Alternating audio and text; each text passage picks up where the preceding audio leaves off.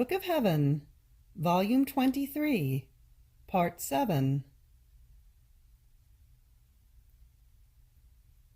November 13th, 1927, how the Word was in the center of his humanity, and how he operated.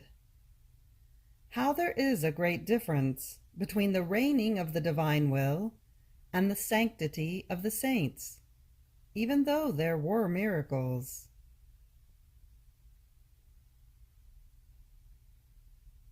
I was following my round in the divine volition, and as I arrived at the acts it did in the humanity of our Lord, my sweet Jesus, moving in my interior, told me, "My daughter, the divine Word in my humanity was present as center of life within it.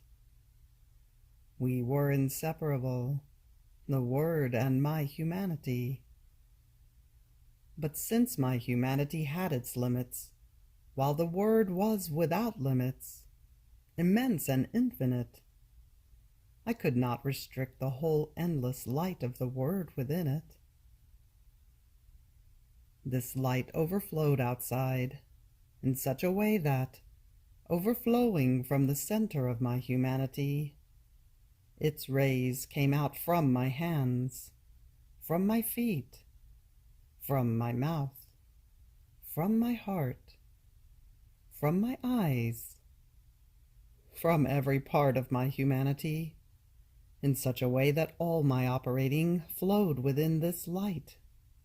And more than solar rays, it invested everything and traced all the acts of creatures in order to give its acts, so that their acts, invested by its light, might take the form of its acts, and fused together, might acquire the value, the beauty of its acts.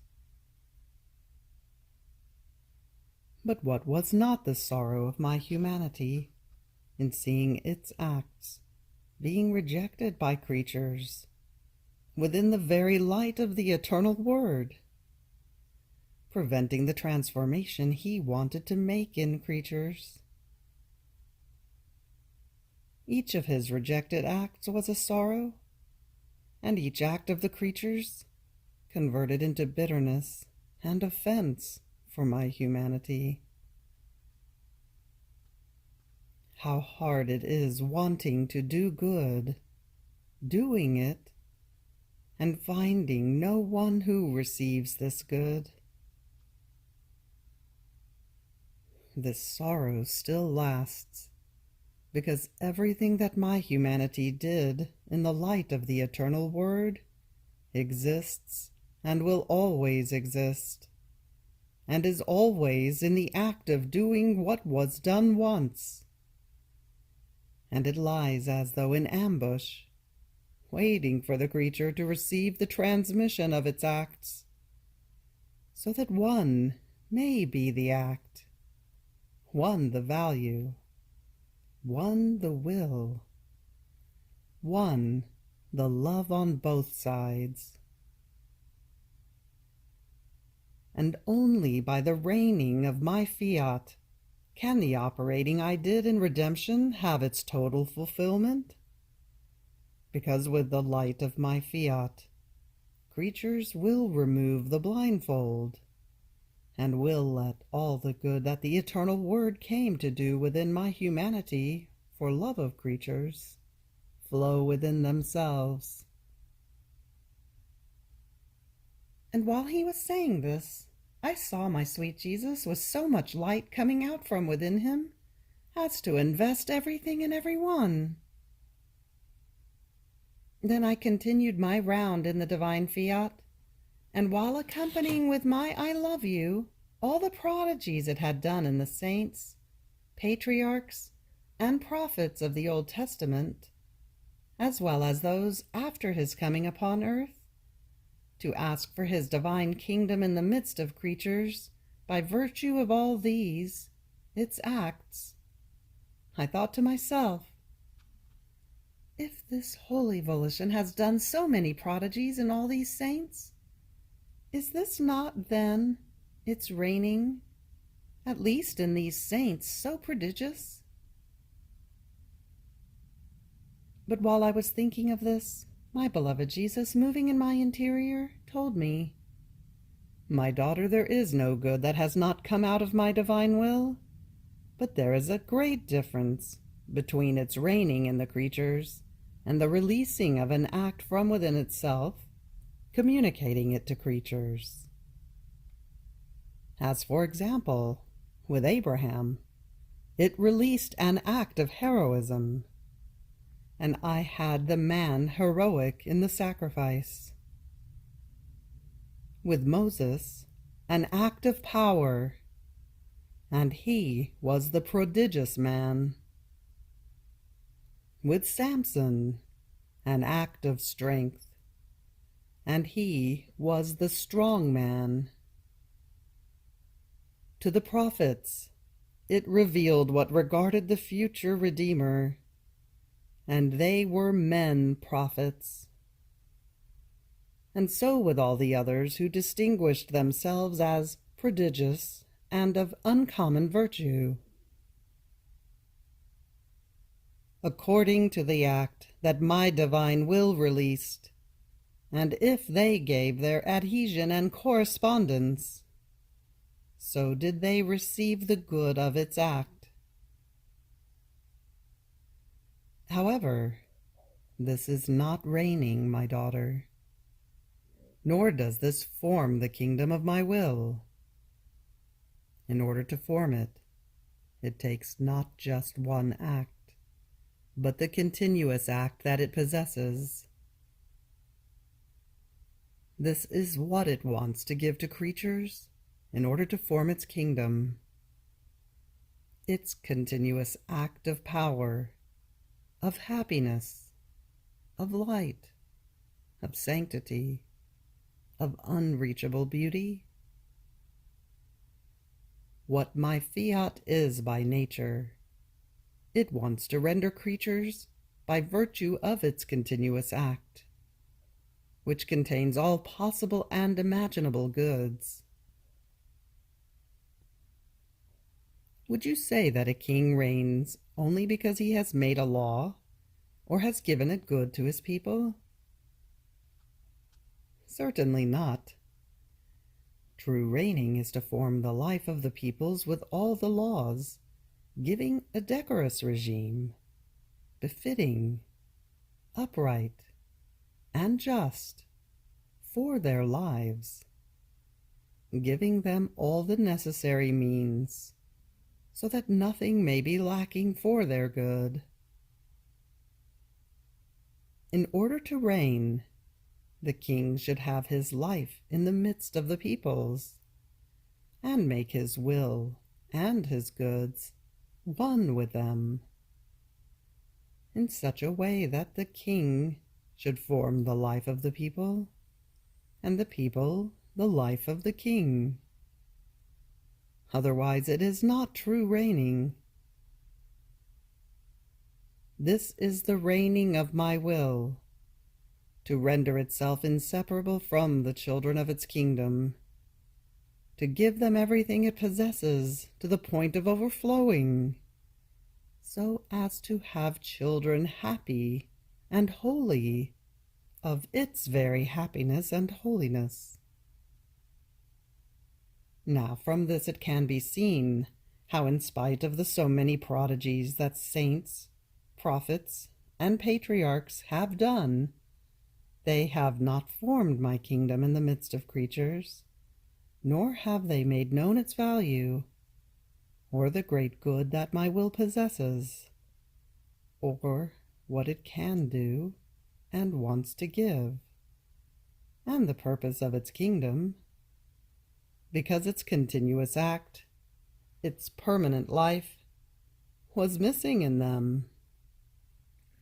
And therefore, not knowing it in depth, they occupied themselves with other things concerning my glory and their good, and they put my will aside, waiting for a more favorable time, when the paternal goodness would please to first make known and then to give a good so great, and a kingdom so holy that they would not even dream of.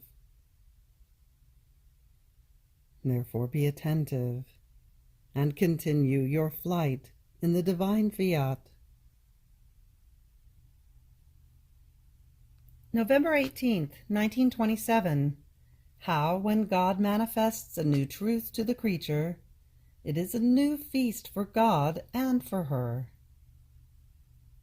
As the soul decides to do her act in the divine volition, she calls the divine fiat to be reflected in her act with its light, that has the virtue of emptying it of everything that is not light.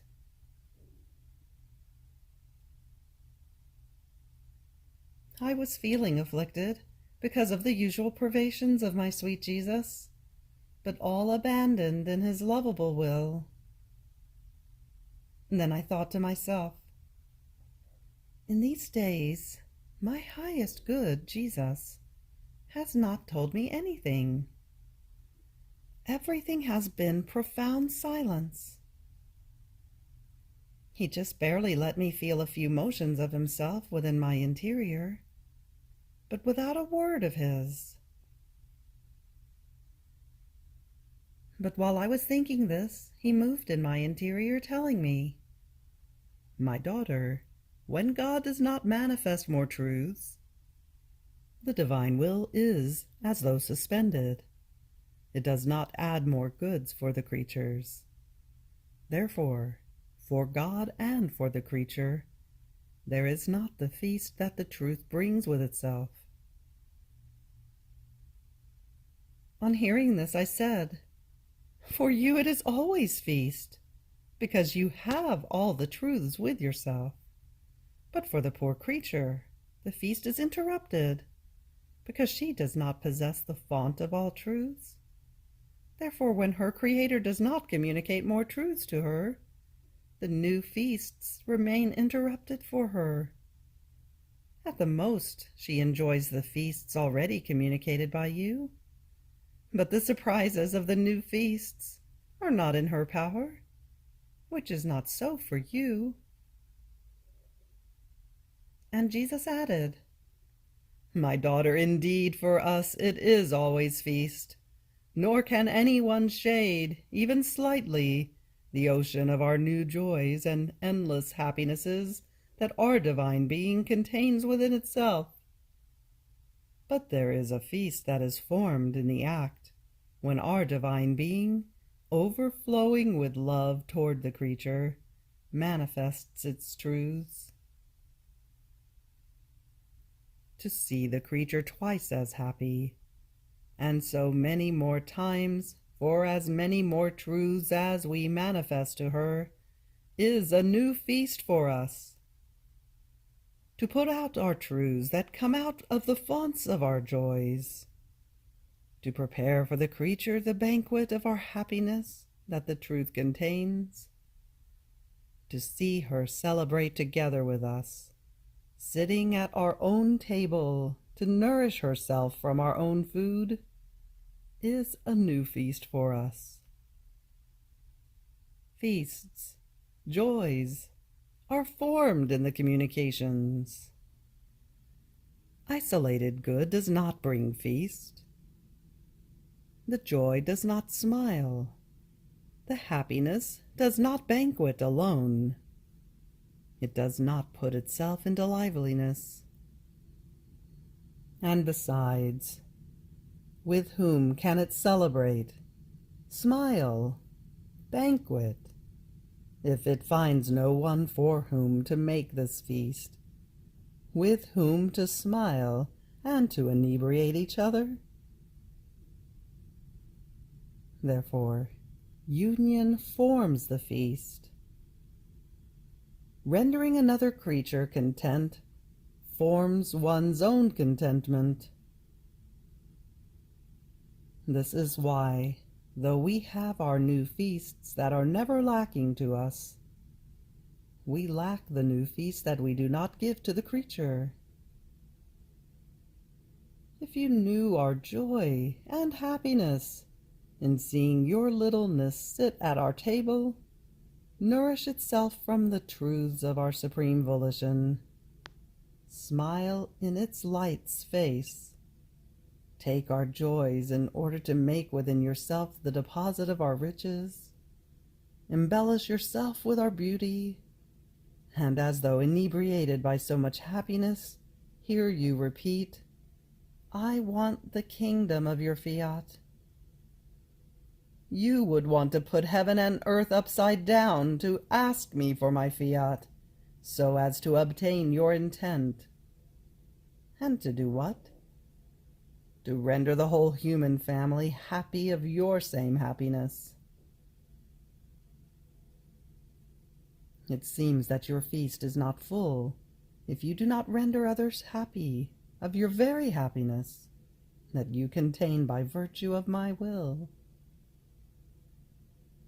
If you could make everyone know everything that you know about it, and make everyone enjoy the happiness it possesses, would it not be one more feast for you? And would you not feel twice as happy of the happiness of others communicated by you? And I, surely, my love, how much happier and more content I would be if I could overwhelm everyone into your holy will. And Jesus, well then, so I am. To our happiness, to our feast that is never exhausted and keeps us always in feast, would add the happiness of the creature. Therefore, when I see you yearn for my truths in order to know them, I feel drawn to manifest them, and I say, I want to enjoy my new feast with my little daughter. I want to smile together with her, and inebriate her with my own happiness. So, during these days of silence, you have lacked our new feast, and we yours. He kept silent, and then he added, My daughter, as you decide to pour yourself into my divine Fiat, and form in it your thoughts, words, and works, you make a call to my will, and my will, feeling called, answers the call by reflecting its light in your act, and with its light, it has the virtue of emptying that act of anything human that might be in it, filling it with all that is divine. So my divine volition feels called by your thoughts, by your words, by your hands, by your feet, and by your heart, and it reflects its light in each of them. It empties them of everything, and forms in them its life of light. And since light possesses all colors, my divine will places one of its divine colors on the thoughts, another on the words, another on the hands, and so with all the rest of your acts. And as you multiply them, so does it multiply its divine colors invested by its light. And oh, how beautiful it is to see you invested by so many varieties of divine colors and shades, for as many thoughts, acts, and steps as you do. All these divine colors and light give you such beauty that it is an enchantment to see you, and the whole of heaven would want to enjoy from such beauties with which my Fiat has invested your soul. Therefore, let your call to my divine will be continuous.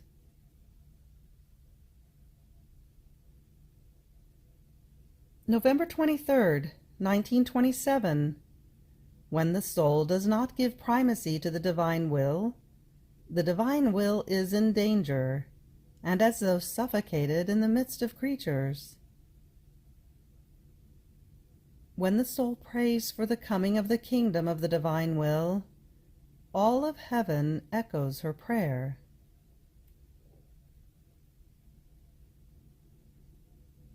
My abandonment in the divine fiat alone is my life, my support, my all. My sweet Jesus hides more and more, and I remain only with this will so holy, immense, so powerful that at each of its motions spouts and emits from itself a sea of light that forms its luminous and endless waves. My littleness gets lost, though it comprehends that there is much to do in order to follow its innumerable acts within so vast a sea.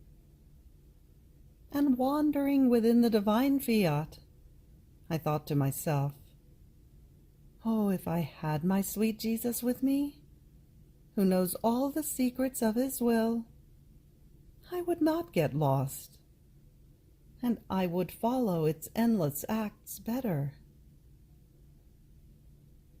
I really feel that he no longer loves me as before, even though he tells me that it is not true. But I see facts, and in the face of facts, words have no value. Ah, Jesus, Jesus, I did not expect this change of yours that makes me feel a continuous death. More so, since you know that your leaving me without you for a long time costs me more than my very life. But while I was thinking of this and other things, my beloved Jesus moved in my interior and told me, "My daughter, my little daughter, why do you fear? Why do you doubt about my love? And besides, if you get lost, it is always in my will that you remain, never outside of it. Nor could I tolerate that you went out of its boundaries by a single step. No, no, the little daughter of my will always be in its arms. And besides, how can I not love you, if in you I see my fiat having primacy in all of your acts? I do not see it in danger, as in the other creatures, suffocated in all their acts. In fact, since they do not give it primacy, it is always in danger in their midst. Some steal its goods from it. Some offend its light. Some deny it. Some trample upon it. Since they do not give it primacy, it is like a king whose subjects, not giving him the honors due to him, beat him and want to put him out of his own kingdom. What sorrow! But in my little daughter, my divine will is safe. It is not in danger in her gazes, because in all created things she looks at the veils that hide my will, and she tears the veils and finds it reigning in all creation. She kisses it. She adores it. She loves it and follows its very acts, placing herself as its cortege. It is not in danger in your words, in your works, in anything, for you give it the first act in your acts. By giving it the first act, One gives it divine honors. One esteems it as the king of everything. And the soul receives the goods of her Creator as things that belong to her. So for her my will is not in a dangerous state, but safe. It does not feel the light, the air, the water, the earth being stolen from itself, because everything is hers. On the other hand, those who do not let it reign rob it from all sides, and my will finds itself in continuous danger. After this, having followed my round in the divine fiat, I was gathering all created things, in which all the acts of the divine fiat are present, dominating. And I, gathering everything together, the heavens, the sun, the sea, and all creation, brought everything together before the Supreme Majesty, to surround it with all of its works, and have the acts of its very will ask for the kingdom of the divine fiat upon earth. But while I was doing this, my lovable Jesus moved in my interior and told me, "My daughter, hear how all of heaven echoes your petition, and the angels, the saints, the sovereign queen, repeat among themselves, Fiat, Fiat voluntas tua, on earth as it is in heaven." Because it is petition of heaven, it is the kingdom that interests everyone. They all feel the duty to ask for what you want. They feel within themselves the same strength of the power of my same divine will, by which all of them are animated. And they repeat, "May the will of heaven be one with the earth." Oh, how beautiful it is!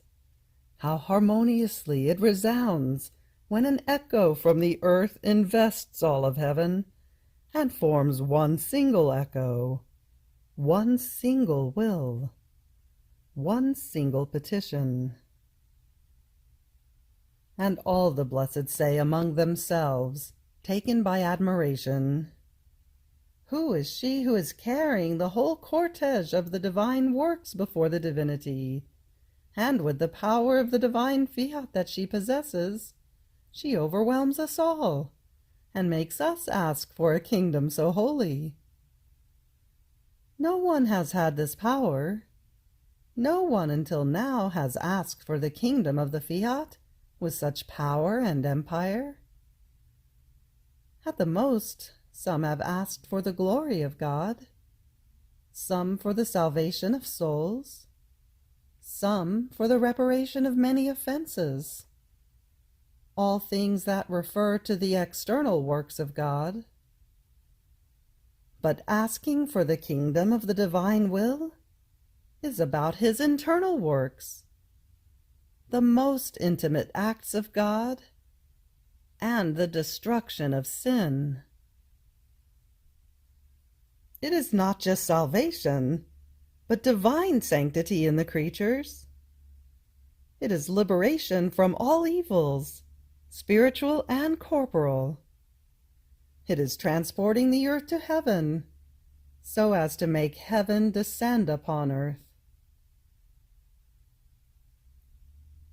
Therefore, asking for the kingdom of my divine will is the greatest, the most perfect, the holiest thing.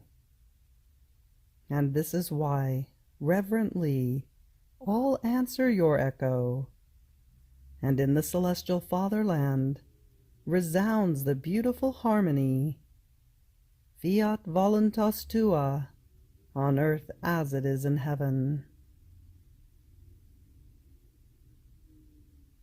You have reached the end of the Book of Heaven, Volume 23, Part 7. Fiat,